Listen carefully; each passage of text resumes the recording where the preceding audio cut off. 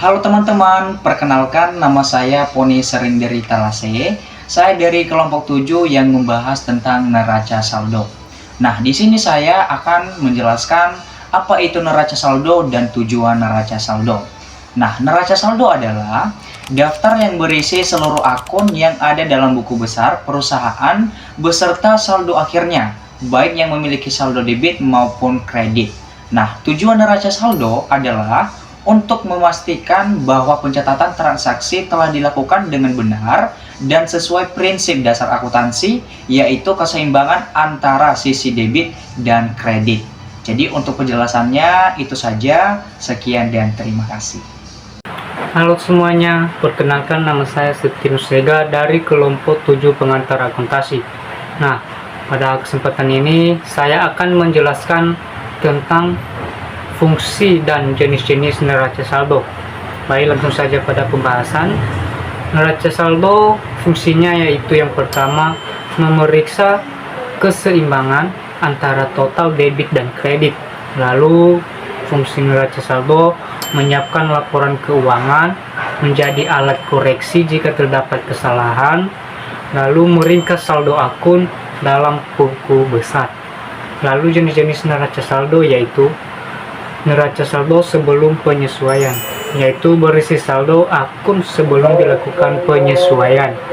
Lalu neraca saldo setelah penyesuaian dan neraca saldo penutup. Terima kasih.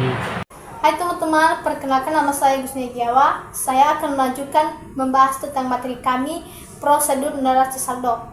Prosedur neraca saldo ini ada beberapa hal yang harus dilakukan. Yang pertama, ambil saldo akhir dari setiap akun dalam buku besar. Yang kedua, pisahkan akun-akun tersebut ke kolom debit atau kredit sesuai dengan jenis saldonya.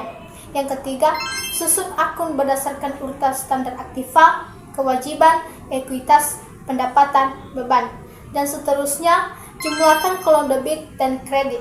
Yang kelima, pastikan bahwa total kolom debit kredit. Jika tidak, maka lakukan pemeriksaan ulang.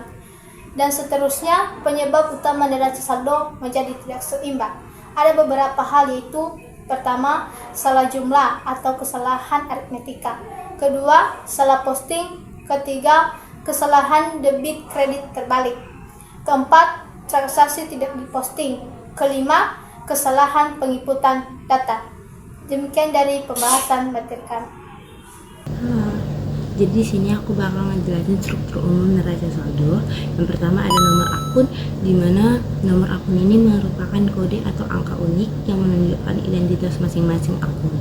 Nah, yang kedua ada nama akun, di mana nama dari setiap akun yang digunakan dalam perusahaan. Tiga, ada saldo debit, yang kolom ini diisi dengan saldo akun yang normalnya berada di sisi debit seperti aset, yaitu kas, piutang, persediaan, beban seperti gaji, listrik, dan iklan, dan price.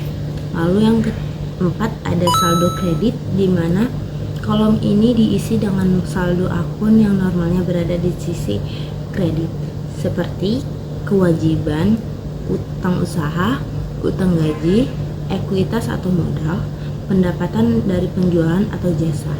Nah, yang terakhir ada total kolom debit dan kredit, di mana setelah semua akun dicatat, semua kolom debit dan kredit harus ditotalkan atau dijumlahkan. Oke, jadi teman-teman, di sini kami membuatkan studi kasus yang dimana sebuah perusahaan jasa, yaitu CV Jaya Abadi, memiliki transaksi sebagai berikut di bulan Januari 2025. Yang pertama, pemilik menyetor modal sebesar 25 juta. Yang kedua, membeli perlengkapan secara tunai sebesar 3 juta. Yang ketiga, menerima pendapatan jasa secara tunai sebesar 10 juta. Yang keempat, membayar beban listrik sebesar 500.000. Dan yang terakhir, membayar beban gaji karyawan sebesar 4 juta. Nah teman-teman, jadi penjelasannya bisa dilihat ya, dimana nomor akun 101 dengan nama akun kas berada dalam kolom debit sebesar 27.500. Nomor akun 102 dengan nama akun perlengkapan masuk ke dalam debit sebesar 3 juta. Lalu nomor akun 201 dengan nama akun modal masuk ke dalam kolom kredit sebesar 25 juta. Yang keempat ada nomor akun 301 dengan nama akun pendapatan jasa yang masuk dalam kolom kredit. Nah, ada nomor akun dengan kode 501 dengan nama akun beban listrik yang masuk dalam debit sebesar 500.000. Yang terakhir ada nomor akun dengan kode 505 masuk dalam nomor akun beban gaji yang masuk dalam kolom debit sebesar 4 juta. Nah, setelah semua dicatat, kita akan memasukkannya ke dalam total, di mana di paling bawah total debit dan total kreditnya, di mana di situ dijumlahkan sebesar 35 juta. Baik teman-teman, dari sekian penjelasan kami, mungkin kesimpulan yang bisa kami ambil dari materi kali ini adalah neraca saldo merupakan alat penting dalam siklus akuntansi yang berfungsi sebagai penghubung antara proses pencatatan transaksi dengan penyusunan laporan keuangan. Meskipun bersifat internal dan bukan merupakan laporan keuangan yang resmi, neraca saldo ini memainkan peran penting dalam menjalani akurasi dan keseimbangan pembukuan. Pemahaman mendalam terhadap neraca saldo akan membantu akuntan dan pelaku bisnis pengelola keuangan dengan lebih cermat serta minimalkan potensi kesalahan dalam mencatat transaksi. Mungkin itu saja yang bisa kami sampaikan. Terima kasih.